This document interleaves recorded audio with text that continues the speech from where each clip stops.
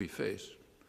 The second topic is what issues are not being treated seriously or at all in the quadrennial frenzy now underway called an election.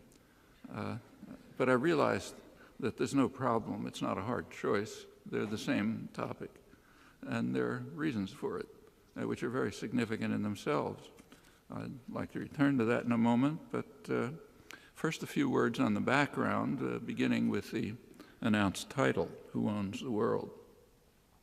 Actually, a good answer to this was given years ago by Adam Smith, someone we're supposed to worship but not read. He was it's a little subversive when you read him sometimes. He was referring to the most powerful country in the world in his day, and of course the country that interested him, namely England. And he pointed out that in England, the principal architects of policy are those who own the country, the merchants and manufacturers in his day. And he said they make sure to design policy so that their own interests are most peculiarly attended to. Their interests are served by policy, however grievous the impact on others, including the people of England. But he was an old-fashioned conservative with moral principles, so he added the victims of England, the victims of the, what he called the savage injustice of the Europeans, particularly in India. Well, he had no illusions about the owners.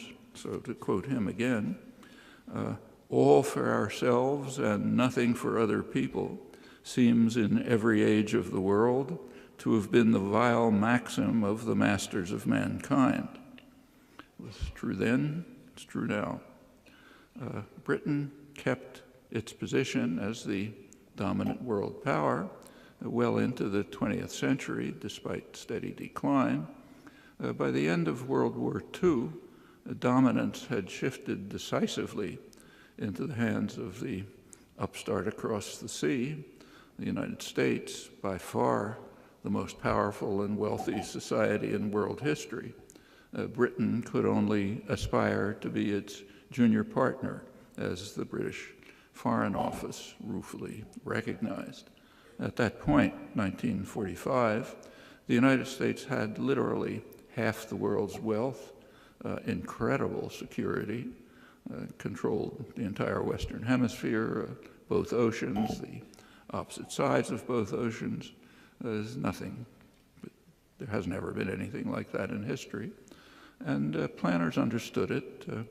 Roosevelt's planners were meeting right through the Second World War, designing the post-war world. They were quite sophisticated about it, and their plans were pretty much implemented. They wanted to make sure that the United States would control what they called a grand area, which would include routinely the entire Western Hemisphere, the entire Far East, the former British Empire, which the U.S. would be taking over, and as much of Eurasia as possible. Crucially, its commercial and industrial centers in Western Europe. And within this region, they said, the United States should hold unquestioned power with military and economic supremacy while ensuring the limitation of any exercise of sovereignty by states that might interfere with these global designs. And those were pretty realistic plans at the time, given the enormous disparity of power. The U.S. had been by far the richest country in the world even before the Second World War, although it was not yet the major global actor. During the Second World War, the United States gained enormously. Industrial production almost quadrupled, got us out of the Depression. And meanwhile, industrial rivals were devastated or seriously weakened. So that was an unbelievable system of power. Actually, the policies that were outlined then still hold. You can read them in government pronouncements, but the capacity to implement them has significantly declined. Actually, there's a major theme now in foreign policy discussion, journals and so on. The theme is called American Decline. So, for example, in the most prestigious establishment, International Relations Journal, Foreign Affairs, a couple of months ago, there was an issue which had on the front cover in big, bold letters, "Is America over?" ? That's announcing the theme of the issue. And there's a standard corollary to this. Power is shifting to the West, to China and India, the rising world powers, which are going to be the hegemonic states of the future. Actually, I think the decline is quite real, but some serious qualifications are in order. First of all, the corollary is highly unlikely, at least in the foreseeable future. China and India are very poor countries. Just take a look at, say, the Human Development Index of the United Nations. They're way down there. China's around 90th. I think India's around 120th or so, last time I looked. And they have tremendous internal problems, demographic problems, extreme poverty, hopeless inequality, ecological problems. China's a great manufacturing center, but it's actually mostly an assembly plant. So it assembles parts and components, high technology that comes from the surrounding more advanced industrial centers, Japan, Taiwan, South Korea, Singapore, the United States, Europe, and it basically assembles them. So if, say, you buy one of these things, an iPad from China, it's called an export from China, but the parts and components and technology come from outside. And the value added in China is minuscule. It's been calculated. They'll move up the technology ladder, but it's a hard climb. India even harder. So I think one should be skeptical about the corollary. But there's another qualification that's more serious. The decline is real, but it's not new. It's been going on since 1945. In fact, it happened very quickly. In the late 1940s, there's an event that's known here as the loss of China. China became independent. That's a loss of a huge piece of the grand area of Asia. And it became a major issue in American domestic policy. Who's responsible for the loss of China? A lot of recriminations and so on. Actually, the phrase is kind of interesting. Like, I can't lose your computer, right? Because I don't own it. I can lose my computer. Well, the phrase loss of China kind of presupposes a deeply held principle of kind of American elite consciousness. We own the world. And if some piece of it becomes independent, we've lost it. And that's a terrible loss. We got to do something about it. It's never questioned, which is interesting in itself. Well, right about the same time, around 1950, concerns developed about the loss of Southeast Asia. And that's what led the United States into the Indochina Wars, the worst atrocities of the post-war period. Partly lost, partly not. A very significant event in modern history was in 1965, when in Indonesia, which was the main concern, that's the country of Southeast Asia with most of the wealth and resources.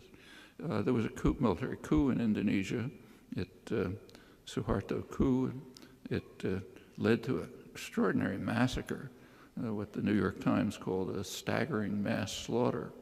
It killed hundreds of thousands of people, mostly landless peasants, destroyed the only mass political party, and opened the country up to Western exploitation. Euphoria in the West was so enormous that it couldn't be contained.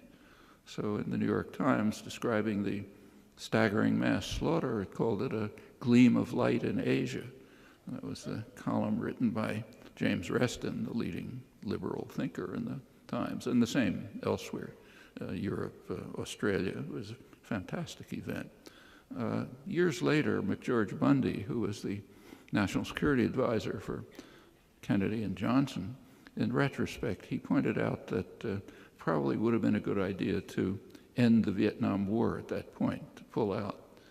Contrary to a lot of illusions, the Vietnam War was fought primarily to ensure that an independent Vietnam would not develop successfully and become a model for other countries in the region. It would not, to borrow Henry Kissinger's terminology, speaking about Chile, we have to prevent it, what he called the virus of independent development from spreading contagion elsewhere. That's a critical part of American foreign policy since the Second World War, Britain, France, others to a lesser degree. And by 1965, that was over. South Vietnam was virtually destroyed. The war had spread to the rest of Indochina. It wasn't going to be a model for anyone. And the contagion was contained. The Suharto regime made sure that Indonesia wouldn't be infected, and pretty soon the U.S. had dictatorships in every country of the region. Marcos in the Philippines, a dictatorship in Thailand, Chun South Park in South Korea. It was no problem about the infection. So that would have been a good time to end the Vietnam War, he felt. Well, that's Southeast Asia. But the decline continues. In the last 10 years, there's been a very important event, the loss of South America. For the first time in 500 years, since the conquistadors, the South American countries have begun to move towards independence and a degree of integration. The typical structure of one of the South American countries was a tiny, very rich, westernized elite, often white or mostly white, and a huge mass of horrible poverty, countries separated from one another, each oriented towards either Europe or more recently the United States. Last 10 years, that's been overcome significantly, beginning to integrate, the prerequisite for independence, even beginning to face some of their horrendous internal problems. That's the loss of South America. One sign is that the United States has been driven out of every single military base in South America, trying to restore a few, but right now there are none. Well, moving on to just last year, the Arab Spring is another such threat. It threatens to take that big region out of the grand area. That's a lot more significant than Southeast Asia or South America. You go back to the 1940s, the State Department recognized that the energy resources of the Middle East are what they called one of the greatest material prizes in world history, a spectacular source of strategic power. If we can control Middle East energy, we can control the world. You take a look at the U.S.-British coup in Iran in 1953.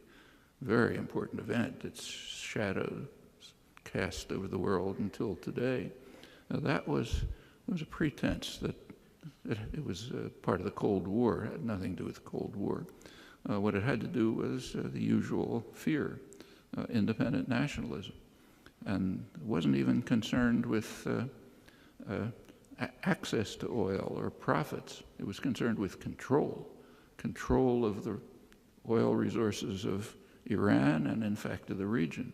And that's a theme that runs right through policy decisions, not discussed much, but it's very important to have control, exactly as State Department advisors pointed out in the 40s. If you can control the oil, you can control most of the world, and that goes on. So far, the threat of the Arab Spring has been pretty well contained. In the oil dictatorships, which are the most important ones for the West, every effort to join the Arab Spring has just been crushed by force. Saudi Arabia was so extreme that when there was an effort to go out into the streets, the security presence was so enormous that people were even afraid to go out. There's a little discussion of what goes on in Bahrain, where it's been crushed, but eastern Saudi Arabia was much worse. The Emirates totally controlled. So that's okay. We managed to ensure that the threat of democracy would be smashed in the most important places. Egypt is an interesting case. It's an important country, not an oil producer. It is a small one. But in Egypt, the United States followed a standard operating procedure. If any of you are going into the diplomatic service, you might as well learn it. There's a standard procedure when one of your favorite dictators gets into trouble. First, you support him as long as possible. But if it becomes really impossible, say the army turns against him, then you send him out to pasture and get the intellectual class to issue ringing declarations about your love of democracy, and then try to restore the old system as much as possible. There's case after case of that. Somoza in Nicaragua, Duvalier in Haiti, Marcos in the Philippines, Chun in South Korea, Mobutu in the Congo, over and over. I mean, it takes genius not to see it.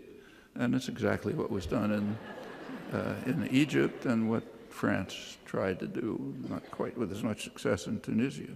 Well, the future is uncertain, but the threat of democracy so far is contained, and it's a real threat. I'll return to that. It's also important to recognize that the decline over the past 50 years is, to a significant extent, self-inflicted, particularly since the 70s. I'll come back to that too. But first, let me say a couple of things about the issues that are most important today and that are being ignored or not dealt with seriously in the electoral campaigns for good reasons. So let me start with the most important issues. There are two of these. They're of overwhelming significance because the fate of the species depends on them. One is environmental disaster, the other's nuclear war. I'm not going to take much time reviewing the threats of environmental disaster. Actually, they're on the front pages almost daily. So, for example, last week, the New York Times had a front page story with the headline, "Ending its Summer Melt, Arctic Sea Ice Sets a New Low." That leads to warnings. The melting this summer was far faster than was predicted by the sophisticated computer models and the most recent United Nations report. It's now predicted that the summer ice might be gone by 2020. It was assumed before that it may be 2050. They quoted scientists who said, "This is a prime example of the built-in conservatism of our climate forecasts. As dire the warnings are about the long-term consequences of heat-trapping emissions, many of us fear that they may still be underestimating the speed and severity of the impending changes." Actually, there's a climate change study program at MIT where I am. They've been warning about this for years and repeatedly have been proven right. The Times report discusses briefly the severe impact of all of this on the global climate, and it adds, but governments have not responded to the change with any greater urgency about limiting greenhouse emissions. To the contrary, their main response has been to plan for exploitation of newly accessible minerals in the Arctic, including drilling for more oil. That is, to accelerate the catastrophe.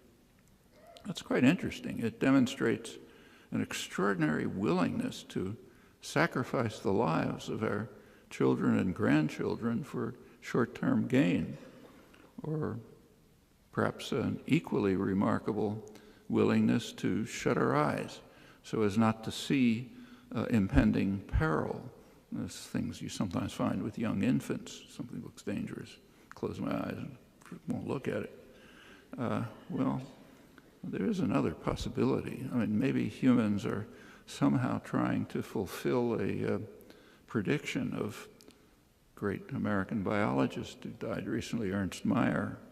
He argued years ago that intelligence seems to be a lethal mutation. And he had some pretty good evidence. There's a notion of biological success, which is how many of you are there around? You know, that's biological success. And he pointed out that if you look at the tens of billions of species in world history, the ones that are very successful are the ones that mutate very quickly, like bacteria, or the ones that have a fixed ecological niche, like beetles. They seem to make out fine.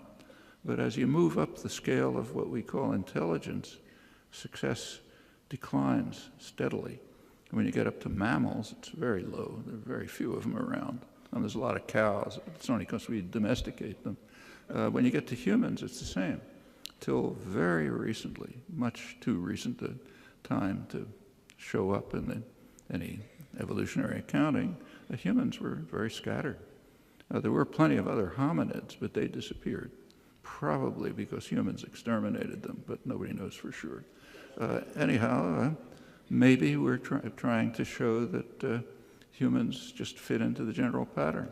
We can exterminate ourselves too, the rest of the world with us, and we're hell-bent on it right now. Well, let's turn to the elections. Both political parties demand that we make the problem worse. In 2008, both party platforms devoted some space to how the government should address climate change. Today, in the Republican platform, the issues essentially disappeared. But the platform does demand that Congress take quick action to prevent the Environmental Protection Agency from regulating greenhouse gases. So let's make sure to make it worse.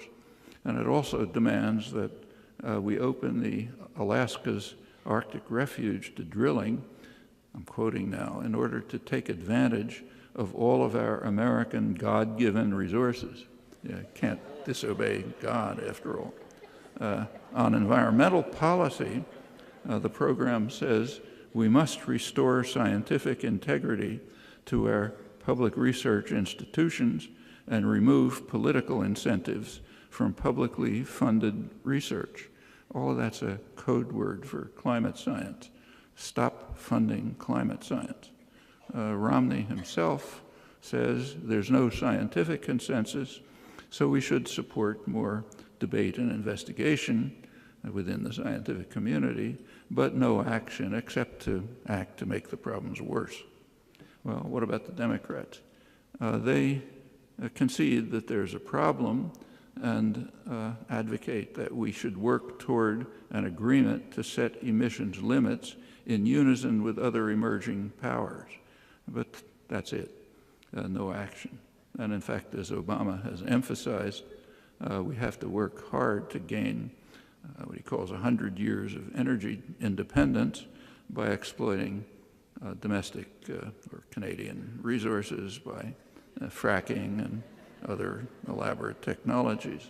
It doesn't ask what the world will look like in 100 years. So there are differences. The differences are basically about how enthusiastically the lemmings should march towards the cliff. Let's turn to the second major issue, nuclear war.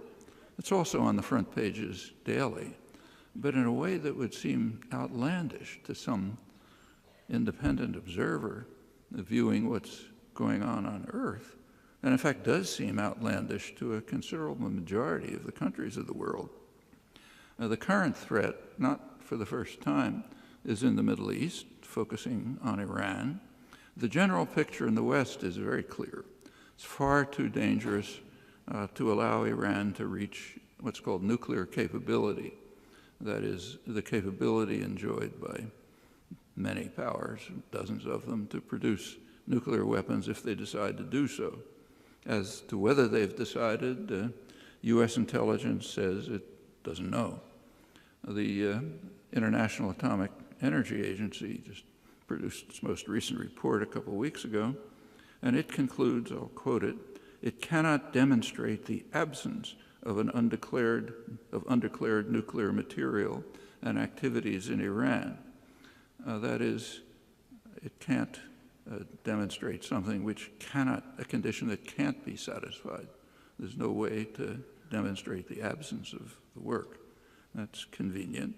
Therefore, Iran must be denied the right to enrich uranium that's guaranteed to every power that signed the Non-Proliferation Treaty.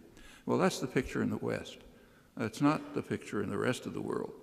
As you know, I'm sure, there was just a meeting of the non-aligned movement, that's a large majority of the countries in the world and of representing most of the world's population, a meeting in Tehran. And once again, not for the first time, they issued a ringing declaration of support for Iran's right to enrich uranium, right that every country has that signed the Non-Proliferation Treaty. Pretty much the same is true in the Arab world. It's interesting. I'll return to that in a moment. There is a basic reason for the concern. It was expressed succinctly by General Lee Butler. He's the former head of the U.S. Strategic Command, which controls nuclear weapons and nuclear strategy. He wrote that it is dangerous in the extreme that in the cauldron of animosities that we call the Middle East, one nation should arm itself with nuclear weapons, which may inspire other nations to do so. General Butler, however, was not referring to Iran. He was referring to Israel, the country that ranks highest in European polls as the most dangerous country in the world, right above Iran, and not incidentally in the Arab world, where the public regard the United States as the second most dangerous country right after Israel.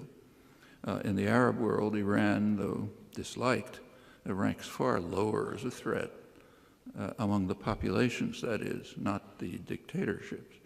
With regard to Iranian nuclear weapons, nobody wants them to have them, but in many polls, majorities, sometimes considerable majorities, have said that the region would be more secure if Iran had nuclear weapons to balance those of their major threats. Now, there's a lot of commentary in the Western media and journals about Arab attitudes towards Iran. And what you read commonly is that the Arabs want decisive action against Iran, which is true of the dictators. It's not true of the populations. But who cares about the populations, what are called disparagingly the Arab street? We don't care about them. That's a reflection of the extremely deep contempt for democracy among Western elites. I mean, so deep that it can't be perceived. You know, it's just kind of like reflexive. The study of popular attitudes in the Arab world, and there is very extensive study by Western polling agencies, it reveals very quickly why the U.S. and its allies are so concerned about the threat of democracy and are doing what they can to prevent it.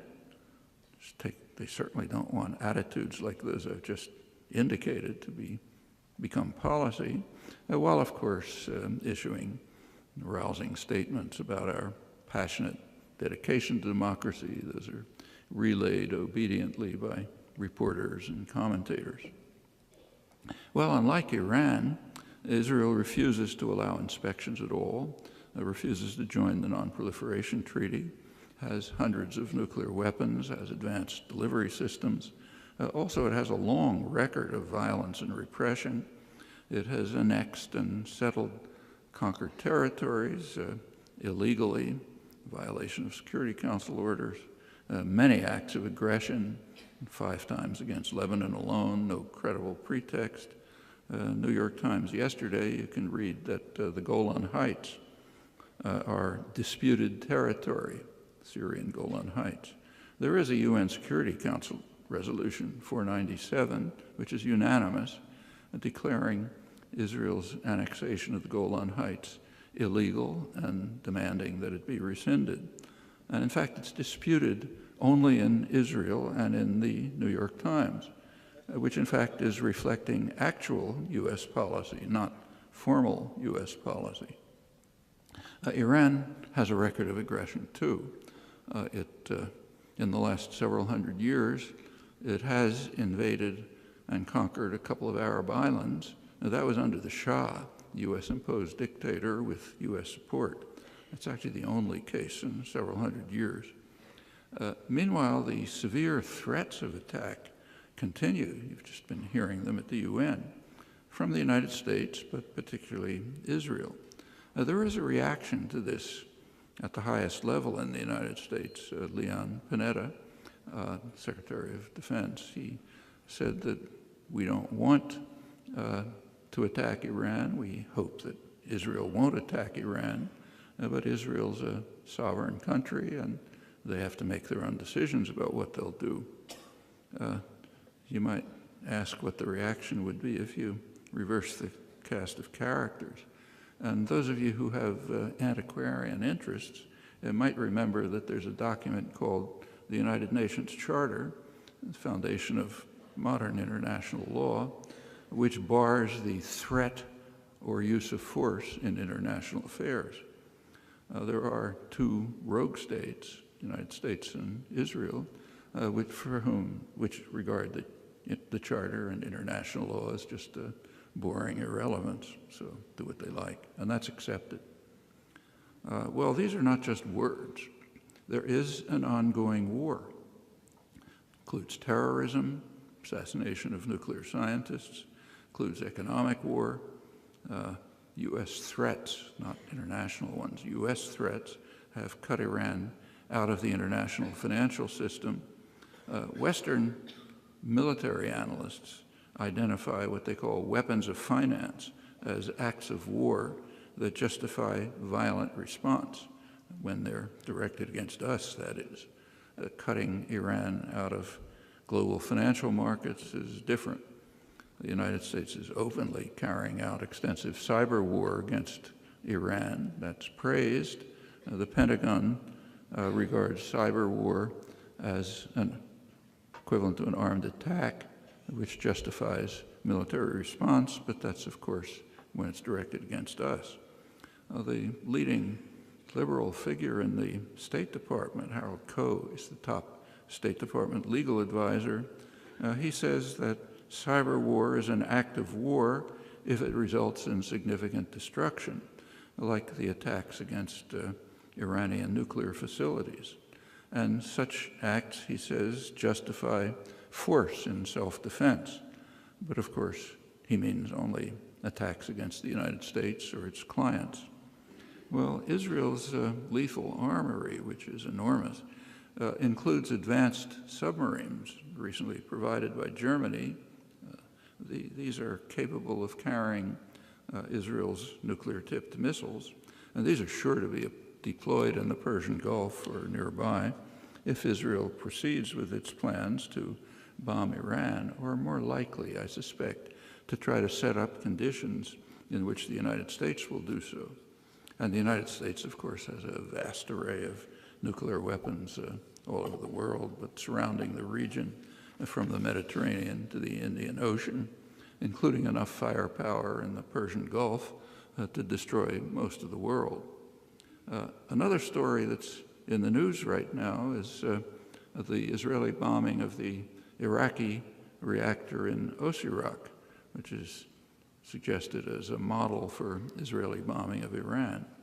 It's rarely mentioned, however, that the bombing of the Osirak reactor didn't end Saddam Hussein's nuclear weapons program, it initiated it. There was no program before it, and the Osirak reactor was not capable of producing uranium for nuclear weapons. But of course, after the bombing, Saddam immediately turned to developing a nuclear weapons program, and if Iran is bombed, it's almost certain to proceed just as Saddam Hussein did after the Osirak bombing. Well, in a few weeks, we'll be commemorating the 50th anniversary of the most dangerous moment in human history. Now, those are the words of historian, Kennedy advisor Arthur Schlesinger, is referring, of course, to the October 1962 missile crisis, the most dangerous moment in human history, others agree. At that time, Kennedy raised the nuclear alert to the second highest level, just short of launching weapons. He authorized NATO aircraft with Turkish or other pilots to take off, fly to Moscow, and drop bombs, setting off a likely nuclear conflagration. At the peak of the missile crisis, Kennedy estimated the probability of nuclear war at perhaps 50%. It's a war that would destroy the Northern Hemisphere, President Eisenhower had warned. And facing that risk, Kennedy refused to agree publicly to an offer by Khrushchev to end the crisis by simultaneous withdrawal of Russian missiles from Cuba and U.S. missiles from Turkey. These were obsolete missiles. They were already being replaced by invulnerable Polaris submarines.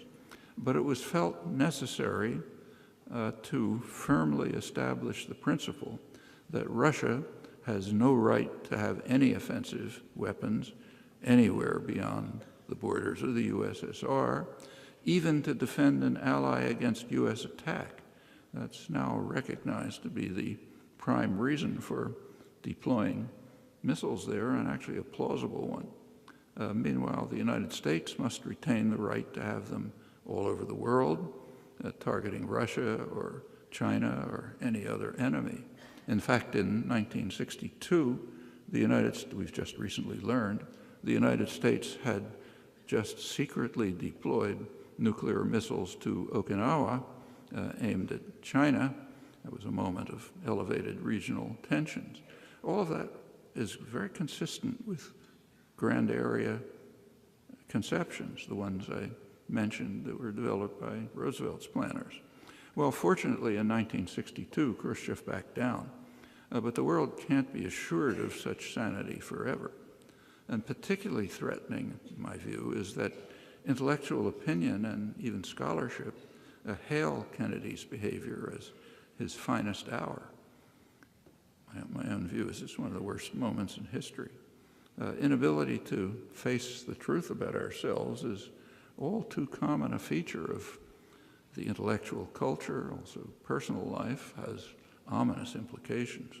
Well, 10 years later, in 1973, during the Israel-Arab War, Henry Kissinger called a high-level nuclear alert. The purpose was to warn the Russians to keep hands off while he was, so we have recently learned, he was secretly informing Israel that they were authorized to violate the ceasefire that had been imposed jointly by the US and Russia. When Reagan came into office a couple of years later, the United States launched operations probing Russian defenses, flying into Russia to probe defenses, and simulating air and naval attacks, and meanwhile placing Pershing missiles in Germany that had a 5-minute flight time to Russian targets. They were providing what the CIA called a super sudden first strike capability. The Russians, not surprisingly, were deeply concerned. Actually, that led to a major war scare in 1983. There have been hundreds of cases when human intervention aborted a first strike launch just minutes before launch. That's after automated systems gave false alarms. We don't have Russian records, but there's no doubt that their systems are far more accident-prone. Actually, it's a near miracle that nuclear war has been avoided so far. Meanwhile, India and Pakistan have come close to nuclear war several times, and the crises that led to that, especially Kashmir, remain. Both India and Pakistan have refused to sign the Non-Proliferation Treaty, along with Israel, and both of them have received U.S. support for development of their nuclear weapons programs, actually until today in the case of India, which is now a U.S. ally. War threats in the Middle East, which could become reality very soon, once again escalate the dangers. Well, fortunately, there's a way out of this, a simple way. There's a way to mitigate, maybe end, whatever threat Iran is alleged to pose. Very simple. Move towards establishing a nuclear weapons-free zone in the Middle East. The opportunity is coming again this December. There's an international conference scheduled to deal with this proposal. It has overwhelming international support, including, incidentally, a majority of the population in Israel. That's fortunately. Unfortunately, it's blocked by the United States and Israel. A couple of days ago, Israel announced that it's not going to participate and it won't consider the matter until there's a general regional peace.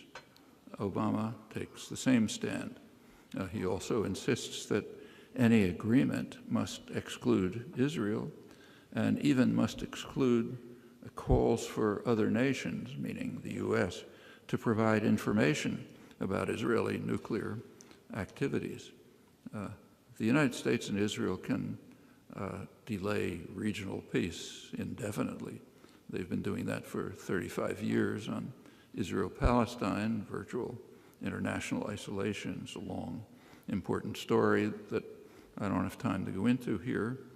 So therefore, there's no hope for an easy way to end what the West regards as the most severe current crisis. In no way unless there's large-scale public pressure. But there can't be large-scale public pressure unless people at least know about it. And the media have done a stellar job in averting that danger. Nothing reported about the conference or about any of the background. No discussion, apart from specialist arms control journals where you can read about it. So that blocks the easy way to end the worst existing crisis unless people somehow find a way to break through this. Well, turning to the election, there's unanimity in ignoring all of this, not a word. The only issue discussed is should the United States agree with Israel's position. Israel's position is that the U.S. should establish a red line. The red line should be Iranian capability to produce nuclear weapons, the capability that a vast number of countries have. So if they reach capability, we should bomb them. That's Israel's position. It's also the position of the U.S. Senate. A couple of days ago, the Senate declared 90-1. The one exception was Ron Paul, 90-1 that the United States must accept Israel's position, establish a red line at capability, contrary to the White House. Well, that's the most important international issues. There are also quite crucial domestic issues. The most serious is that there are roughly 23 million people unemployed or underemployed or just given up. Now, that's a real catastrophe for the people themselves. You know, their lives are destroyed, their families are destroyed, and for the economy, huge resources not being used. Now, that does enter the elections. The Republicans have an answer to this. Now, we should enrich the rich.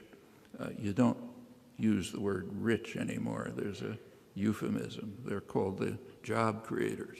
They don't create any jobs, but that's the way you refer to the rich. Sometimes they're called the makers, not the takers. So who are the takers? Well, that's easy. The big banks, for example, are enormous takers. They get $30 billion a year from just the government insurance policy alone, too big to fail policy. Some estimated at about $60 billion. The super rich are incredible takers. So you take a look just at tax breaks. Tax breaks amount to more than 7% of GDP, gross domestic product. That's 2/5 as large as the entire federal government. The tax breaks are overwhelmingly regressive, favoring the rich. And how do they achieve that nice outcome? By lobbying heavily and systematically contributing to political campaigns. I'm quoting that radical rag, Foreign Affairs. There are many other regressive devices, patent laws designed to radically increase the price of drugs and others, research and development, procurement, all techniques for enriching the private sector. Particularly significant since the 1970s, a big change in the way the economy works then, particularly significant since then, are financial institutions. There is a role for banks in a state capitalist economy. So, for example, what a bank is supposed to do is take your deposit and decide to lend it to somebody who who wants to do something with it, like, buy a car, or send the kids to college, or start a business, buy a house, whatever it might be. That's the function of banks. And it was pretty well filled that during the great growth period, what's sometimes called the Golden Age, the 50s and the 60s, enormous growth period, pretty egalitarian. That's pretty much what banks were doing. At that time, the New Deal legislation still prevailed, including a fair amount of regulation, so there were no financial crises. Since the 1970s, that's all changed. There's been a huge explosion of financial institutions, mostly dedicated to financial manipulations. Take a look at the business pages of the New York Times today. There's a big debate about whether there should be some regulation on super fast automated trading, where you can cut a trade by, a microsecond or something and maybe beat somebody else out, which is causing all kind of problems. And Europe and Australia and Canada are trying to clamp down on it. The United States is hanging back, but there's plenty of this. By 2007, financial institutions had literally reached 40% of corporate profits. Well, what's the impact of this on the economy? Actually, before the recent crash, there was very little study of it. The reason is there's a kind of a religious doctrine. The doctrine is markets know best, so it had to be beneficial.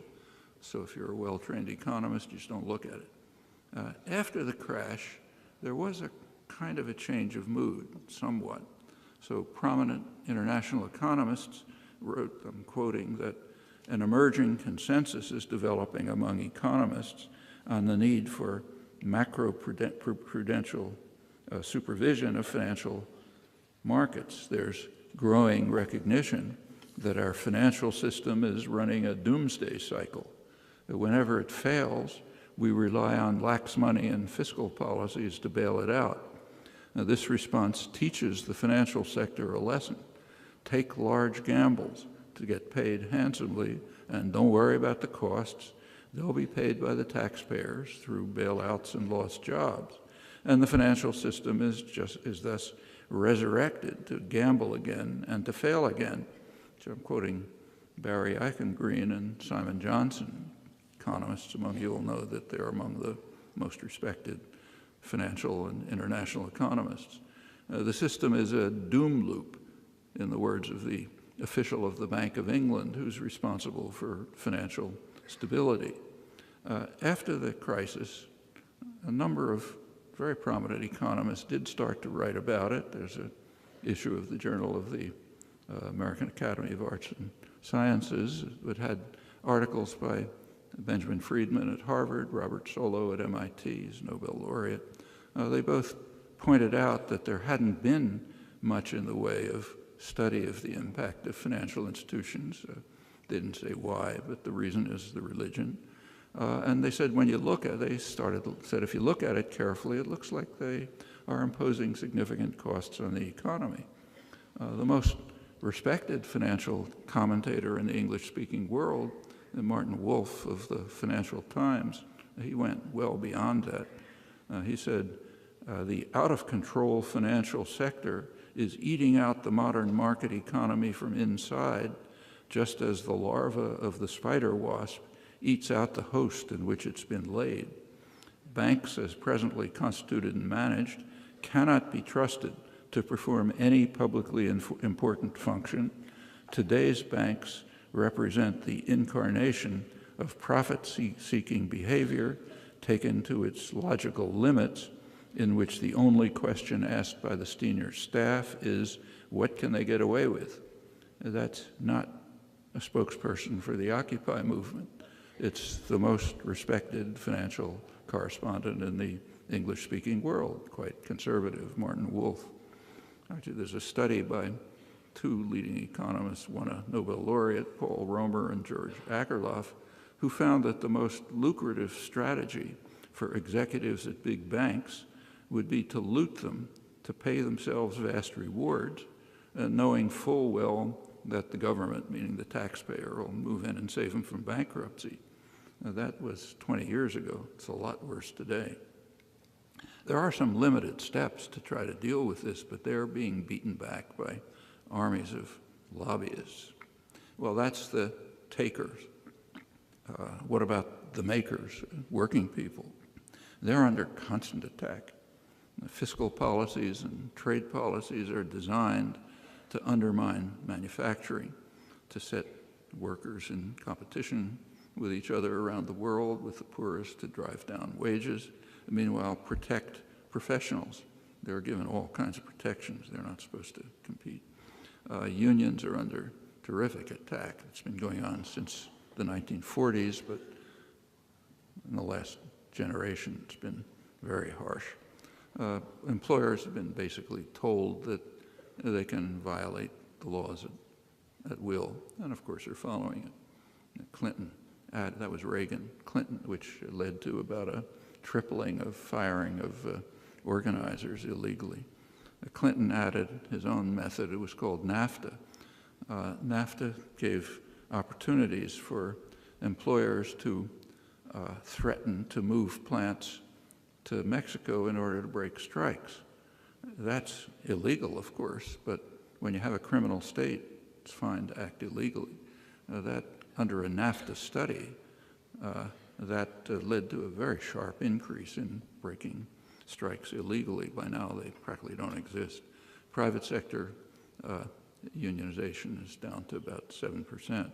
Public workers have so far defended themselves, but they're under terrific attack. No time to go into it, but I should mention that Obama takes part in it.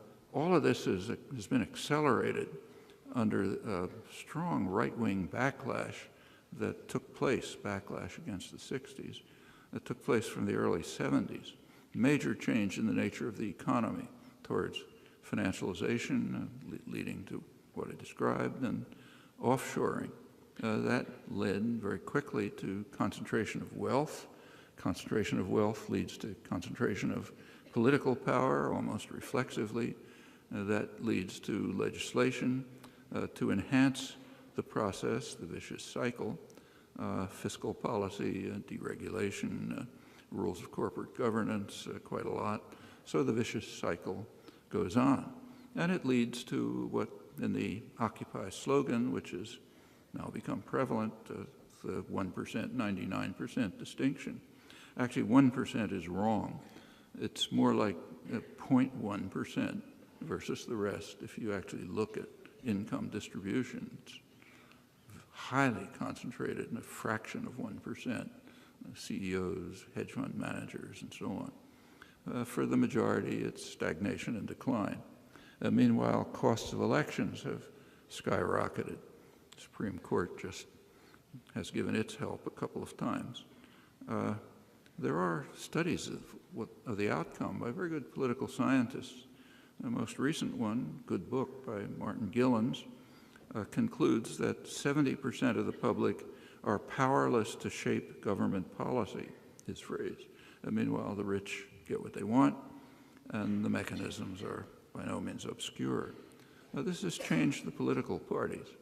The Republicans, some time ago, abandoned any pretense of being a normal parliamentary party. They are just dedicated, lockstep, with a kind of catechism that everyone has to repeat towards service to the super rich and the corporate sector. You can't get votes that way. So they've been compelled to mobilize sectors of the population that have always been there and are substantial, but were never politically mobilized before. The United States, as you know, is an unusually religious, fundamentalist religious country, off the international spectrum. I mean, almost half the population thinks the world was created a couple of thousand years ago with all the fossils and everything else. About a third of the population believes that every word of the Bible is literally true. Two-thirds expect the second coming, half of them in their lifetime, and on and on. I don't think there's anything like this close to it anywhere in the world. Now, it goes far back. Actually, it goes to the colonists. But it's always been there. It's never really been mobilized as a political force. Now it is, and for good reasons. You've got to get voters somehow. There's also a nativist tradition. People are afraid that, they're coming after us. And it's amazing to watch. So Rand Paul, who's the young libertarian hero in the Senate, right now he's organizing a campaign to try to get people to block the Small Arms Treaty at the United Nations. It's an important treaty. Small arms are massacring people all over the world, and almost 80% come from the United States. But he has a rationale. He says the Arms Control Treaty is a plot by the United Nations and the socialists, or radicals, Obama and Clinton, to try to take away our arms so that when the UN comes to attack us, we won't be able to defend ourselves. You can't find this anywhere in the world, nothing remotely like it. But these sectors are there. They've been around. It's old traditions. They're now being mobilized because there's no other way to get votes. And that's why you get what you've just seen in the Republican primaries. I mean, near lunacy. People in the rest of the world are looking at this and can't believe what's happening in the country. Well, what's happening is quite understandable. When one of the two political parties abandons any pretense of being a parliamentary party, just serves the super rich, lockstep uniformity, there's no other way for them to survive. They've got to mobilize these sectors to get votes. That's what's happening. It's commonly said that moderate Republicans have disappeared, which is not quite true. They are now centrist Democrats, and the Democratic Party is veered to the right as well, seeking the same corporate dollars, not quite as fast. Well, there's a recent study by the Economic Policy Institute, that's the major source of regular, reliable information on and analysis of the economy. The recent study is called Failure by Design. It reviews the data. It's simple. It's worth reading. It's a very simple presentation of a lot of data. It reviews the data on the impact of the, what are called the neoliberal policies of the past generation, which includes astonishing concentration of wealth, while wages and incomes have stagnated or declined. Working hours have increased far beyond Europe. The weak benefit system has eroded. This, incidentally, in the richest and most powerful country in history with extraordinary advantages. The authors of the study point out that the failure they refer to is class-based. So the designers, they've achieved spectacular success.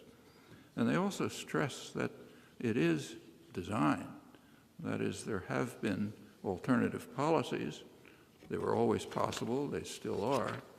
But it will take the kind of activism that brought about the New Deal, progressive step in the 60s, back to much earlier days, in order to do something about this.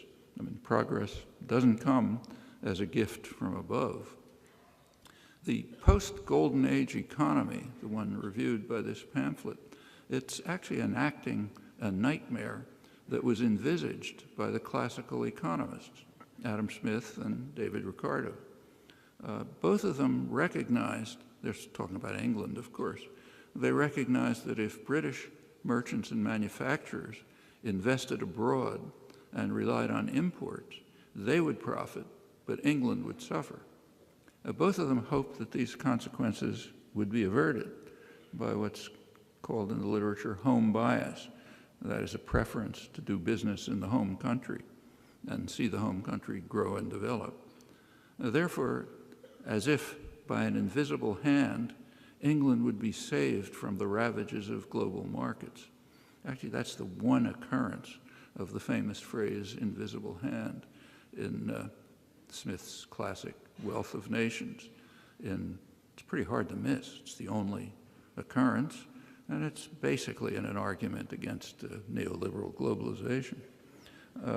David Ricardo, the successor, hoped that thanks to home bias, I'm quoting him now, most men of property would be satisfied with the low rate of profits in their own country rather than seek a more advantageous employment for their wealth in foreign nations, feelings that I would be sorry to see weakened. Same point, essentially. Actually, that one was brought to light, I didn't know it before, in an important book on globalization that was produced here by the Political Economy Research Institute.